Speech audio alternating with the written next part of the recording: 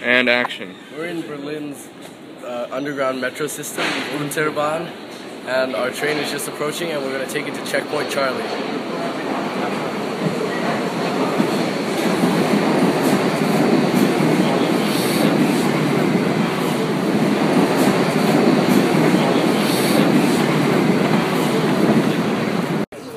We are just about to head into a Army Museum.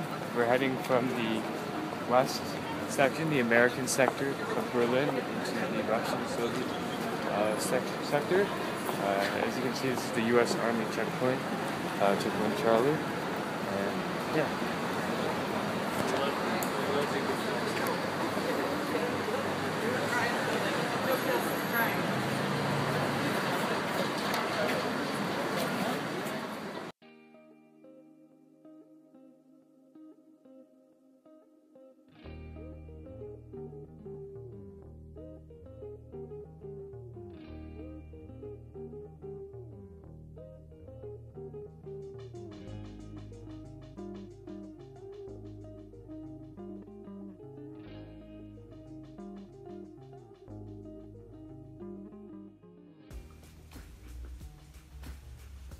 Hello, I'm Michael, and I'm here with Colt and Lilico on day 5 of our adventure in Central Europe. Yeah, it's day 2 of Berlin, and we did a lot of cool things today. The time is 11 o'clock p.m., and we will now talk about our day. So, our day started off with a train to Checkpoint Charlie, which was... We actually took multiple trains. We discovered a few of the intricacies of the Berlin subway network, which is called the U-Bahn, U-Bahn, or Unterbahn, literally underline. Yeah, that is pretty cool. Yes. We noticed that the trains are designed, as many things here are, to be the most efficient as possible. Not that things in other places are not designed to do that, because obviously that's what engineering is all about. But you know, the mechanical and electrical things here do that particularly well.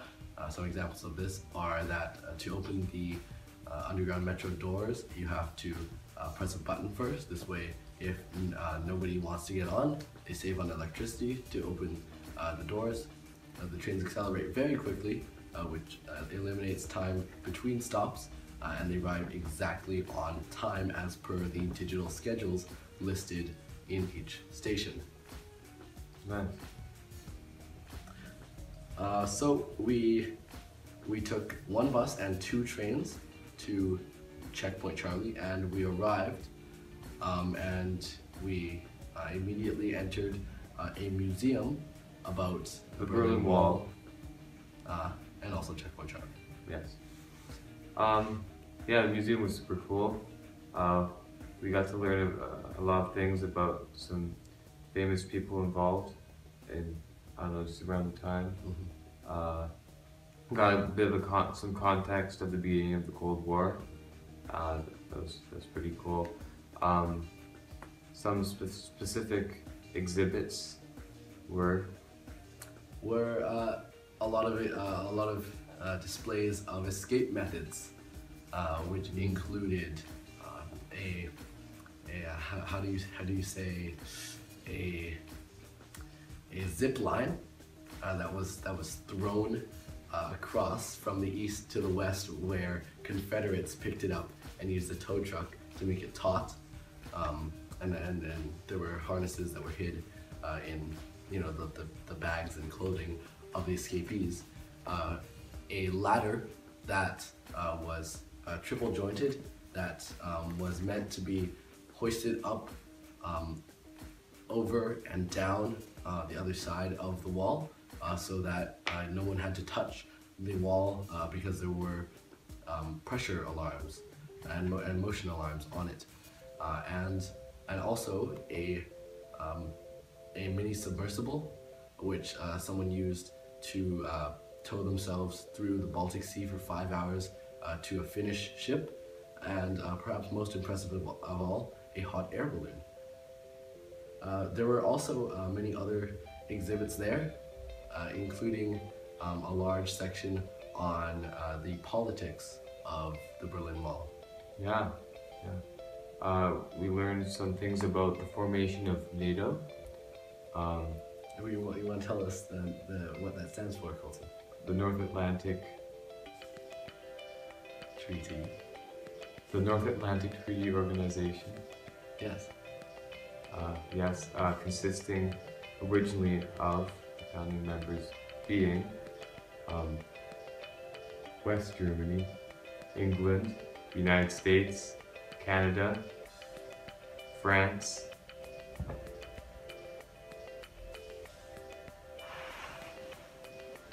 and a few more.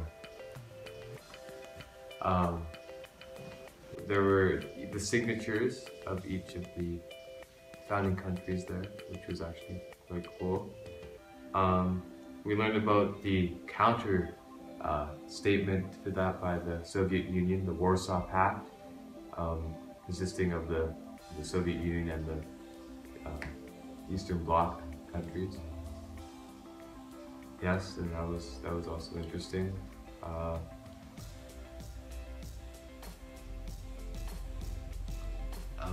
And that really gave a lot of context as to why there was so much conflict. Yes, we learned some. They went through the major events, the major events of tension, the Cuban Missile Crisis being one of them. Should we talk about that? We also learned about the World War II, in particular its end, with the big three converging on Germany and eventually meeting essentially at Berlin, right? The Soviet Union from the east and the United Kingdom and United States from the west.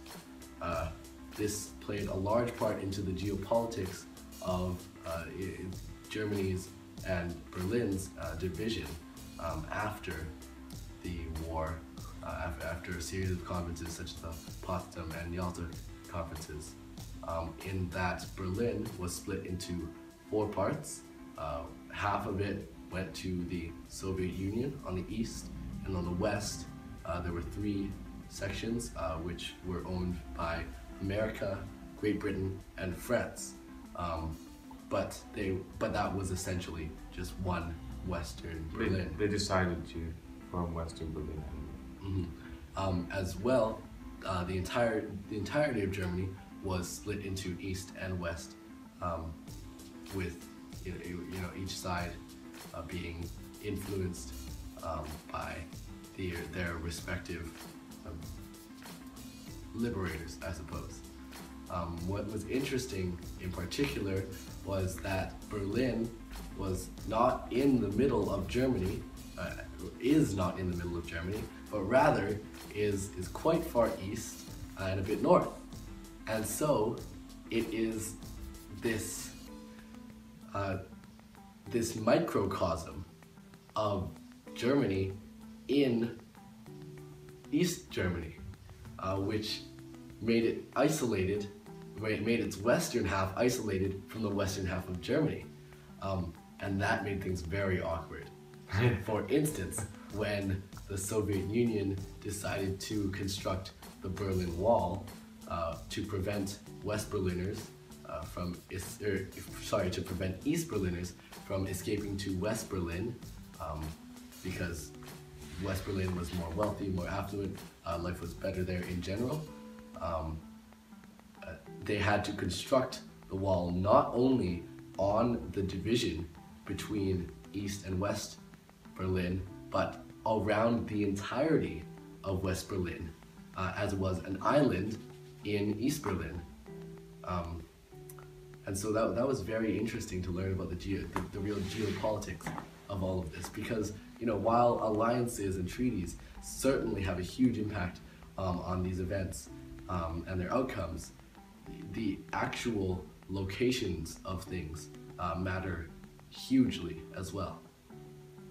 After that, we went to some chocolate shops, which our guide Sylvie said were very good and certainly lived up to that expectation. I got a few chocolates for my family back home, and I'm sure you did as well. I did. But more impressive than the quality of the chocolate, or perhaps not more impressive, but equally as impressive as the quality of the chocolate, were the chocolate sculptures that were there. We had a chocolate Brandenburg Gate. We had a chocolate, a bunch of chocolate churches. We had chocolate Berlin Wall, which I took a picture of Mr. Smith looking through the whole of.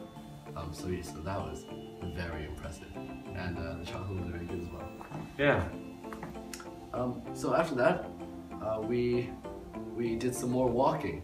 Now, if you've ever walked around in Berlin and gone across some crosswalks, you'll notice a figure in their crossing lights called Ampelmann, and Ampel means crosswalk, right? Ampelmann means crossing walk. Crosswalk man, right? And so Ampel, sorry, is crosswalk, and Ampelmann is crosswalk man. Yes. And so when the light is green, there is a green Ampelmann going like this and walking in a direction. And when the light is red, Colson, you can demonstrate what the red Ampelmann does. He does this. Actually, he does this. But yes, and so that was very interesting and very characteristic of I don't know, just the personality of the city. It's a very friendly, inviting character, and they even have like whole shops dedicated to him, which we went into. Yeah, which we went into, and that really shows. It really shows to Goya how ingrained into the culture he is, which is cool. Like, it's cool to learn about the history and stuff, but it's also cool to learn about the culture of modern day Berlin and modern day Germany. All right, so after we went to that Ampelmann shop, we did a bit more walking and arrived at the Wilhelm I Church and Memorial. I guess. Yeah. So we entered after looking at the outside of the church for a bit, which was very beautiful, had a lot of stained glass, and we learned a bit about Wilhelm I, I should say. Yeah, so Kaiser Wilhelm was the founder of the First Reich of Germany in 1871, formed it. He's a major figure in German history. He seemed very stoic, very serious. Yes. In his depiction there at the church. It was very interesting. Yeah. And a bit more detail about him. His successor, Wilhelm II, was indeed the Kaiser during the First World War, which is certainly important as well. We then took a bus to Kohlhof Tower in Potsdam Platz, which is a square that young people apparently like to hang around in. Hello, we are right now 200 meters up at the top of Kohlhof Tower in Potsdamer Platz, which is a square in Berlin that young people like to hang out in. Right now we're looking out at the city and seeing a different view of all the places we visited so far, such as the Brandenburg Gate and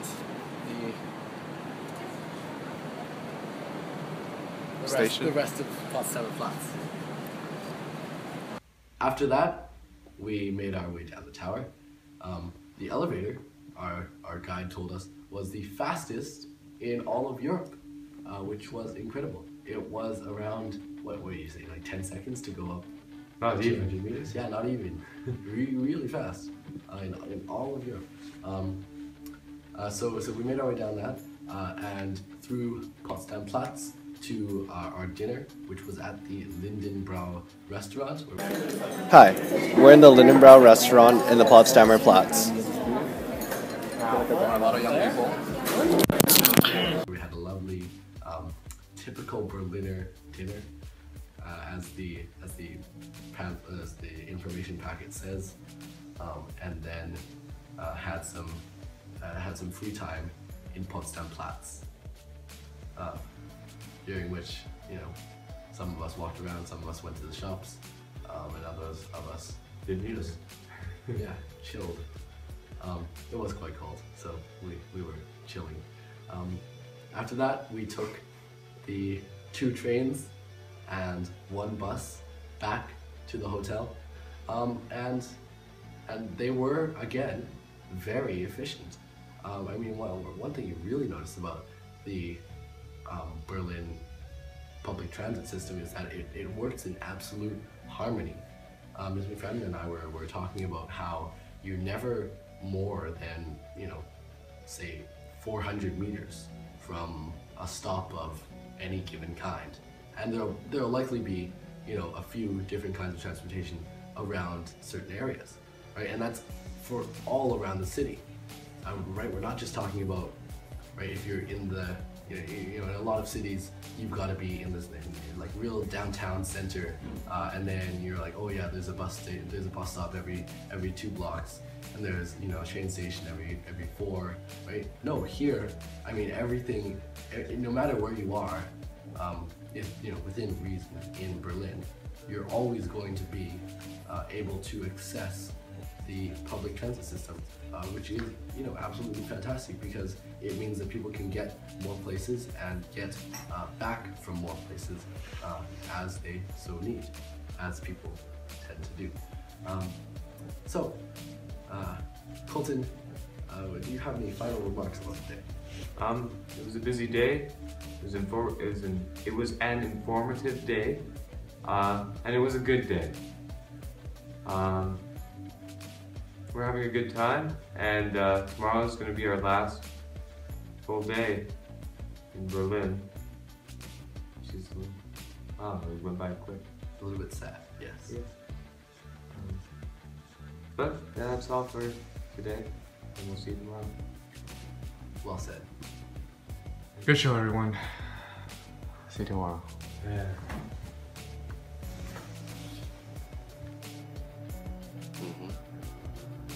Don't do that. Please. I was just letting you know that the video is started. Oh,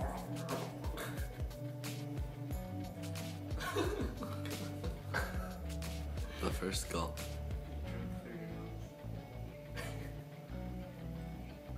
It's not even showing us. The second gulp.